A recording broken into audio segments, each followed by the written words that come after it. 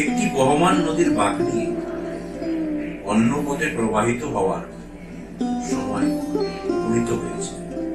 পিঠে করা রোদ যখন শীতের আগমনের বার্তা বয়ে এনেছে, বছরের শেষ প্রান্তে দাঁড়িয়ে আমাদের সকলের অধ্যক্ষ মহাশয়ের কর্মজীবনে অবসর নাম বেদনাদায়ক পর্বে আমরা উপনীত হয়েছি। অফুরন্ত দম যার ডক্টর অশোক মুখোপাধ্যায়, সকালের প্রিন্সিপাল, দুপুরের প্রিন্সিপাল, সন্ধ্যের প্রিন্সিপাল। একই ব্যক্তি তিনটে কলেজকে এত দক্ষতার সঙ্গে পরিচালনা করতে পারে। অজ্ঞাত রাজনীতির সঙ্গে যুক্ত, সকাল থেকে রাত্রি নয় ছোটাছুটি করে। কিন্তু জয়পুরিয়া কলেজের মাঝখানে এমন অবস্থা হয়েছিল, খবরের কাগজ আসছে আর জয়পুরিয়ায় বোম পড়ছে না, এরকম না দেখলে কাগজ পড়া সম্পূর্ণ হতো। সেইখান থেকে উনি কলেজটাকে এত সুন্দর একটা জয়পুরিয়া কলেজের নামের সঙ্গে তাকে সমার্থক করে তোলা। খুব ভালোভাবে কলেজ চলছে, এতে কোনো সন্দেহ নেই। সেই কলেজেরই অধ্যক্ষ হয়ে এলেন ডক্টর অশোক মুখোপাধ্যায়। ফলে ওনার কাছে আমাদের অনেক প্রত্যাশা, আমাদের একটা নির্ভরতা তৈরি হয়ে গেছে ওনার উপরে। গত 15 বছর ওনার সঙ্গে কাজ করছি। অনেক তর্ক বিতর্ক আনন্দের মধ্যে দিয়ে আমাদের দিনটা কেটে গেল। স্যারের মধ্যে একটা জিনিস প্রচন্ড প্রচন্ড বললেও বোধহয় কম বলা হয়, বেশি মাত্রায় উপস্থিত, যেটা ছোটবেলায় শুনতাম, প্রত্যুৎপন্ন মতিত্ব। অর্থাৎ প্রত্যুৎপন্ন মতি যে মানুষ হয়, এবং সেটা কাকে প্রত্যুৎপন্ন মতিত্ব বলা হয় তার উৎকৃষ্ট উদাহরণ মনে হয়েছে আমাদের স্যারকে।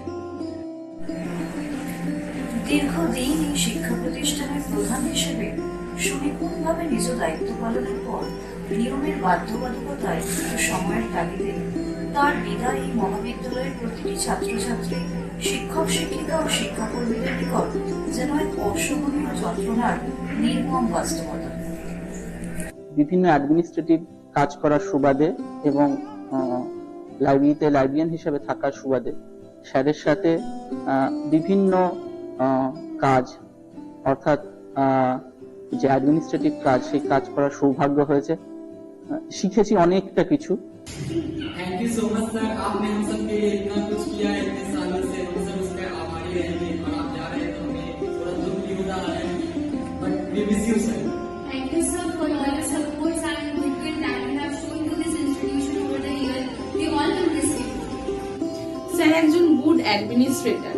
3 শিফটের একটা কলেজে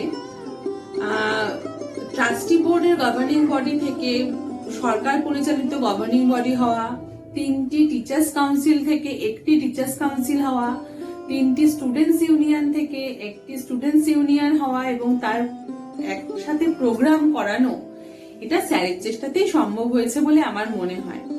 স্যারকে এই বয়সেও যে কোনো বিষয়ে চ্যালেঞ্জ নিয়ে কাজ করতে দেখেছি এবং সেই কাজ সফল করতে দিন রাত পরিশ্রম করতে দেখেছি, যেটা পেসমেকার বসার পরও স্যার থেমে থাকেননি।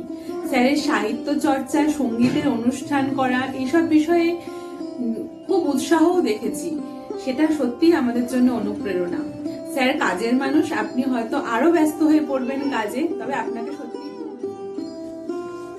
আমাদের সকলের প্রিয় অধ্যক্ষ মহাশয় একজন উৎকৃষ্ট শিক্ষাবিদের পাশাপাশি একজন দক্ষ আইনজীবী ও উত্তম প্রশাসক রূপে বিবেচিত হন। তিনি শিল্পকলা ও সংস্কৃতির একজন অগ্রদূত বটে। তাঁর সঙ্গীত পরিবেশনা ও কবিতা পাঠের কিছু মুহূর্ত আজ আমরা উপস্থিত সকলের সঙ্গে ভাগ করে নিচ্ছি। বন্ধু যদি আসো আগুন জেলে এসো, বন্ধু যদি আসো আগুন জেলে এসো। আমারও স্মৃতি অস্পষ্ট, শুধু মনে পড়ে হঠাৎ তোমাকে সভাস্থলে দেখতে পেলাম। চোখে তোমার অশ্রুর বন্যা, চোখে তোমার রোষাগ্নি, বিস্রস্ত কেশ, বিশৃঙ্খল বসন, লজ্জায় তুমি উজ্জ্বলতর, অপমানে দীপ্যমান, লেলিহান, বন্দিশিখার মতো সুন্দর, ঝঞ্ঝাহত তরুণীর মতো অশান্ত, এক আশ্চর্য অরুণতুদ উন্মোচন, এক অবিশ্বাস্য চিত্তমন্থন আবির্ভাব।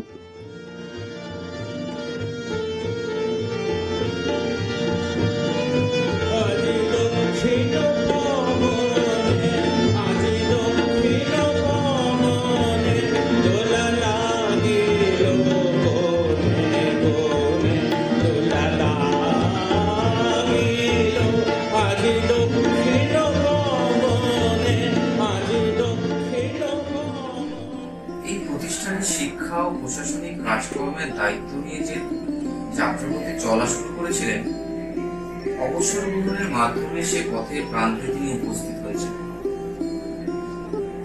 যদিও বিদায় একটি আনুষ্ঠানিকতা মাত্র, মন থেকে চিরতরে বিদায় দেওয়া বা নেওয়া কখনোই সম্ভব নয়। কলেজকে যে জায়গায় নিয়ে আসতে পেরেছেন, আমি মনে করি যথেষ্ট একটা অ্যাচিভমেন্ট। এরকম একটা কলেজে এত কাজ এই 14 বছরের মধ্যে করে যাওয়া। 3টে শিফটের কুটকাচালি সামলে তার সাহিত্য চর্চা, বই লেখা, সঙ্গীত প্রেম বোধহয় কেউ তার কাছ থেকেই শেখে। এই বিদায় সম্বর্ধনা এটা প্রমাণ করে দিল যে প্রত্যক্ষভাবে কারোর সঙ্গে ওনার যদি কোনো বিরোধ থাকেও, পরোক্ষভাবে তিনি তার সকল স্তরের সহকর্মীদের কাছ থেকে ভালোবাসা ছিনিয়ে নিয়েছেন।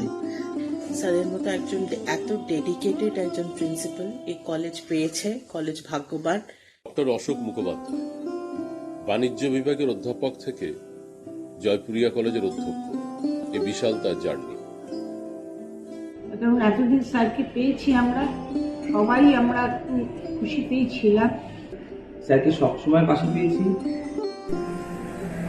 আপনাকে পূর্বের ন্যায় আর আমাদের মাঝে পাবো না, তাই আপনার বকুনি, আপনার চেঁচানো, আপনার ভালোবাসা, আপনার শাসন, আপনার স্নেহ, এইগুলির অভাব আমরা প্রত্যেকেই অনুভব করতে পারব। উনি হয়তো রাগী হতে পারেন, কিন্তু ওনার কাছ থেকে কাজ আমি অনেক শিখেছি। আপনার সুশাসন ও আন্তরিকতা আমাদের স্মৃতিপটে চিরভাস্বর হয়ে বিরাজ করে। এই মহাবিদ্যালয়ের প্রতিটি অঙ্গনে আপনার স্পর্শ বিদ্যমান, যা স্মৃতি ক্যানভাসে ভেসে উঠবে বারবার।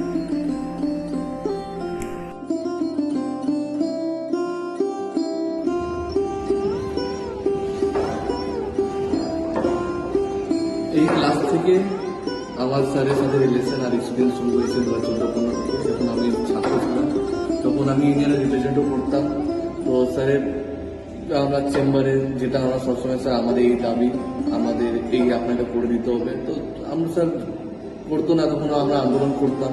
তো স্যার পরে আমাদেরকে ডেকে আমাদেরকে বলতো কি এইভাবে করলে এই জায়গা থেকে বেরোতে হবে। আমাদেরকে স্যার সলিউশন আমাদেরকে সবসময় দিত।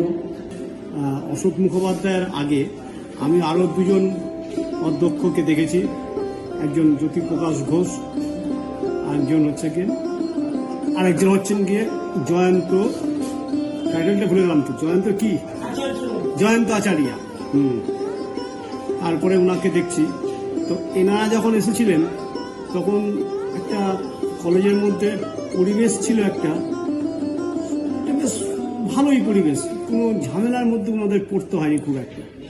কিন্তু আমাদের এই বর্তমান প্রিন্সিপাল যখন আসেন, বিশেষ করে যখন পালা পরিবর্তন হয় 10-11 সালের থেকে, কলেজে একটা বেশ ডামাডোল পরিস্থিতি তৈরি হয়েছিল এবং সব কটাকে শক্ত হাতে উনি কন্ট্রোল করেছেন।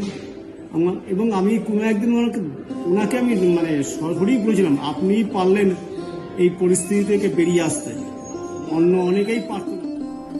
পরিশেষে আপনার অবসরের জীবন অনাবিল সুখ শান্তিতে সমৃদ্ধ। শান্তি ও কর্মব্যস্ততায় গড়ে উঠুক আপনার প্রতিটি কর্ম এবং করুণাময়ের নিকট আমাদের এই প্রার্থনা। শেষ নাহি যে শেষ কথাকে